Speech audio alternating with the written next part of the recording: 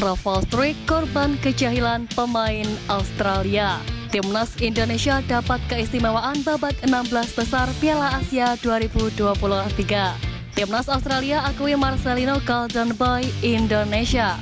Simak informasi selengkapnya hanya di Garuda Space Update.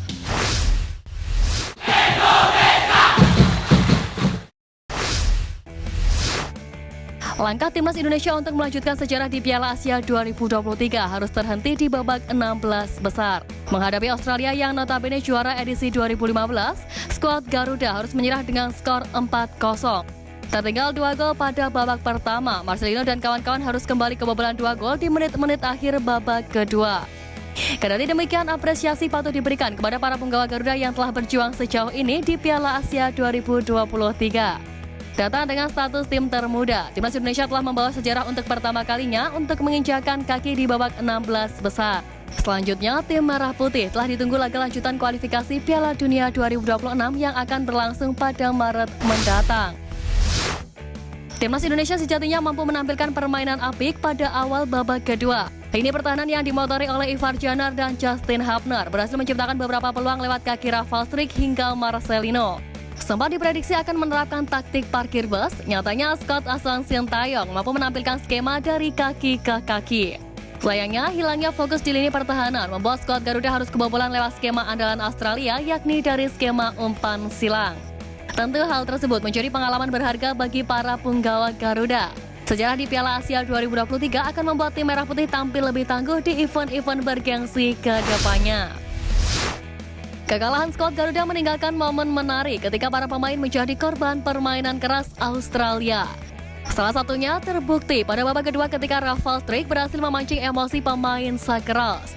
Pada menit 63, Rafael Struijk sukses mengganggu aksi pemain Australia, namun pemain tersebut justru melakukan gerakan tambahan yang membuatnya mendapat kartu kuning. Sontak aksi tersebut membuat emosi para pemain kedua kesebelasan terpancing. Di lain sisi, kelemahan skuad Garuda terletak pada kedalaman pemain. Terbukti tidak banyak opsi bagi Sintayong untuk memainkan pemain yang mampu bersaing di level Asia. Praktis di babak kedua, Sintayong hanya bisa memasukkan Rizky Ridho dan Sulaiman. Kendati demikian, hal tersebut bakal teratasi ketika para pemain seperti Jay Ises, Tom Haye, Ragnar Aratmangun hingga Martin Paes telah menjadi WNI.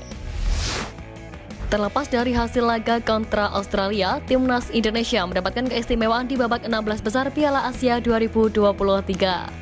Pasalnya, kemenangan akan menambah poin FIFA jika kalah tidak mengurangi poin. Itulah keuntungan bermain di fase gugur turnamen resmi FIFA.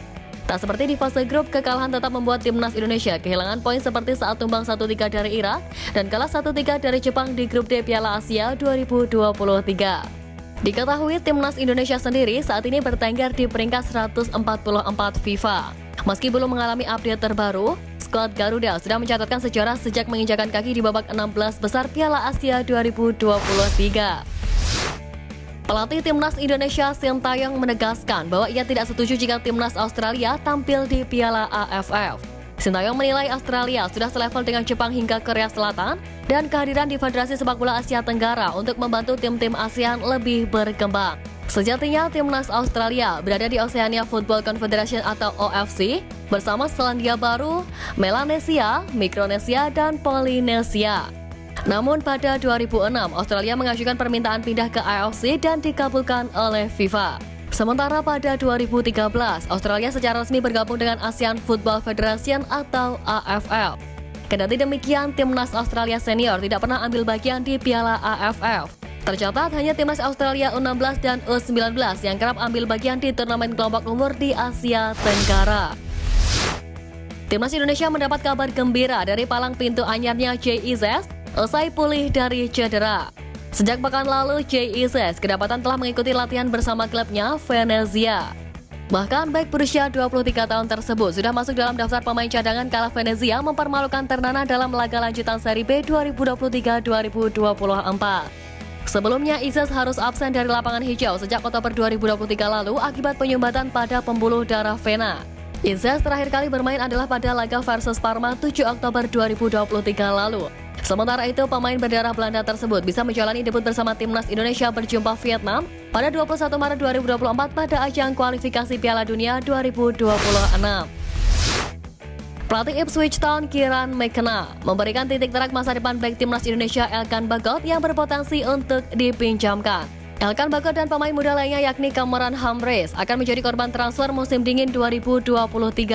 Namun skema peminjaman itu bisa terjadi jika Ipswich Town mendatangkan pemain asing baru. Menariknya, Kieran McKenna akan melakukan komunikasi secara langsung dengan Elkan Bagot terlebih dahulu sebelum ada keputusan dipinjamkan atau tidak.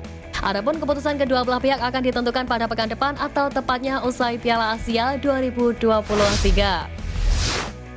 Timnas Indonesia U20 yang baru saja menggelar laga uji coba kontra Thailand berhasil melahirkan sosok pemain masa depan.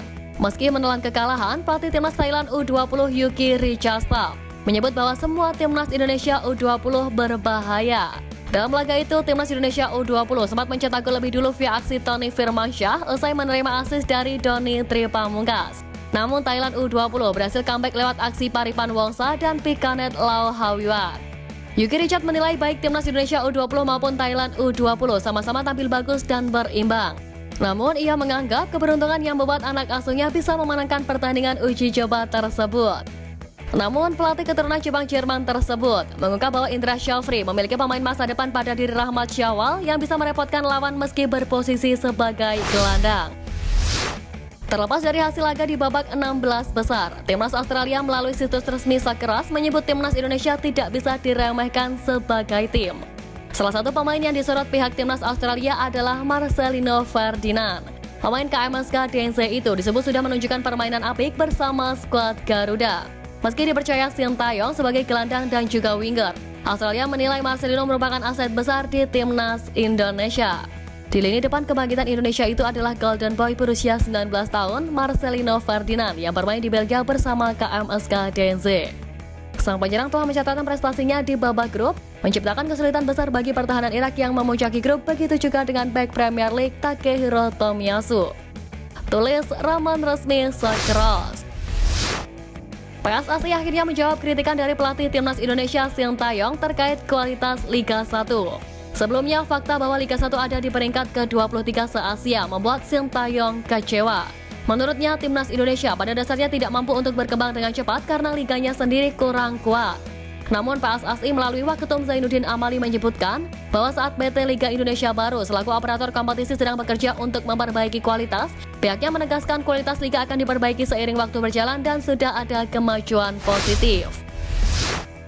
Presiden Republik Indonesia Joko Widodo menghabiskan waktu untuk bermain bola di lapangan Gamplong di Kabupaten Sleman, Daerah Istimewa Yogyakarta. Jokowi bermain bola bersama sejumlah remaja kampung setempat. Hujan yang turun tidak menyurutkan para pemain untuk bertanding. Kesempatan bermain bersama kepala negara tidak mau dilewatkan begitu saja oleh para pemain. Jokowi yang mengenakan seragam timnas Indonesia berwarna merah kemudian mengambil posisi sebagai penjaga gawang. Jokowi bersama putra bungsunya Kaisang Pangarep bermain dalam satu tim. Sementara itu tim lawannya diperkuat Wakil Menteri Agraria dan Tata Ruang Raja Juli Antonio. Usai laga, Presiden Joko Widodo menegaskan bahwa pertandingan tersebut sebagai perayaan usai timnas Indonesia mencetak sejarah di Piala Asia 2023. Presiden RI itu juga ingin memberi dorongan semangat bagi masyarakat dalam mendukung skuad Garuda. Timnas Indonesia selalu mendapat dukungan besar dari supporter tanah air di Qatar kala mentas di Piala Asia 2023. Dikutip dari unggahan akun Instagram @GarudaOnside, terlihat para supporter skuad Garuda memadati tempat tibanya bus yang mengangkut para pemain timnas Indonesia. Sambil menggunakan beragam atribut Indonesia, mereka menyuarakan dukungan dan memberi semangat kepada Sandy Walsh dan kawan-kawan. Sontak, unggahan tersebut mengundang beragam respon dari warganet tanah air. Banyak netizen yang mengaku merinding lantaran perjuangan skuad Garuda selalu mendapatkan pengawalan. Namun tak sedikit pula yang beranggapan bahwa vibe supporter Indonesia di Qatar layaknya Piala Dunia yang begitu meriah. Terbukti meriahnya dukungan supporter timnas Indonesia di Qatar pada Piala Asia 2023 juga terlihat langsung di Stadion Kala Asnawi dan kawan-kawan bertanding. Para supporter terus memadati stadion untuk memberi dukungan langsung atas perjuangan skuad Garuda. Sekian News Flash kali ini Sobat Garuda, mari terus dukung perjuangan timnas Indonesia. Nantikan News Flash Edition dari Garuda Sports selanjutnya. Terima kasih dan salam olahraga.